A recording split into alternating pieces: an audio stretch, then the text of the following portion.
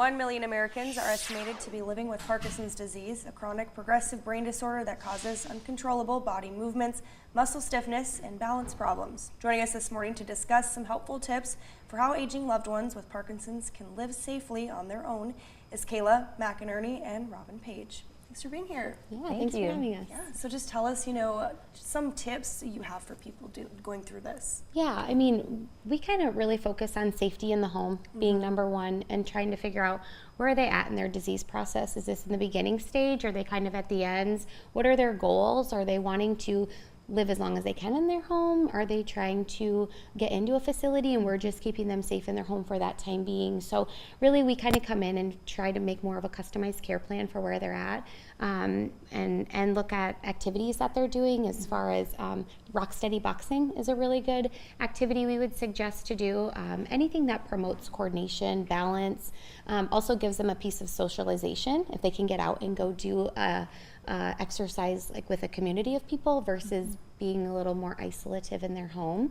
And then we really focus on resources, resources within the community, not only professional resources as far as physicians, neurologists, but also resources within their own inner circle. Yeah. So family, friends. A lot of people don't discuss this with their whole circle of people, so we like to know who knows about your disease, who can we help support you and help give ideas and tips to and communicate with when it comes to that. Yeah. Are there any misconceptions people sometimes have, with, independence or anything like that? I think one of the big misconceptions is that just because they have a progressive disease that they can't live alone and they can't be independent. They really can, and it is a slow progression, but that's kind of why we really encourage them, like Kayla said, to have that support so that, knowing you might have bad days, it's not going to always, you're not going to be on your best every day, but taking it slow and as that disease starts to progress, really reaching out to friends and family and having that resource and friends and community to support that client and that loved one. What are some other tips or resources that you guys have for people going through this? I feel like a big resource in the Sioux Falls community, well, anywhere, but especially here is the Parkinson's Foundation. We do a lot with them, so we would definitely refer them to make sure they are in communication with them. They have a lot of good stuff on their website, also a lot of community events. And then the Rock Steady Boxing, we do have that in Sioux Falls, which is a great thing to be a part of. It's a really good exercise to be able to do. Like I said, it promotes the coordination, the balance, and then it's really big in the socialization aspect.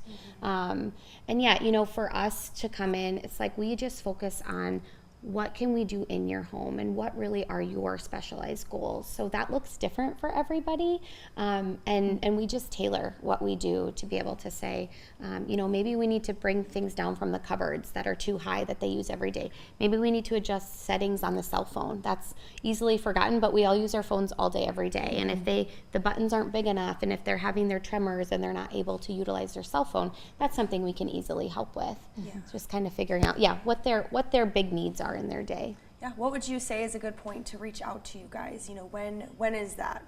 I would say anytime, at earlier the better. Once someone knows they've been diagnosed with Parkinson's, if they're trying to live independently in their home, it's best for us to be able to get on board, even if it's just for a few hours here or there.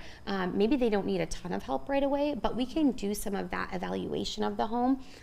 We can kind of help provide ideas. We can help maybe install grab bars, or how can we keep you safe here with as least amount of help as possible, but then knowing as this progresses, we're right here. You don't have to, you already have us on board. You don't have to make another phone call. We just add in additional hours. We just kind of come and tailor, or maybe there's a bad day and we need to hop on board for that day.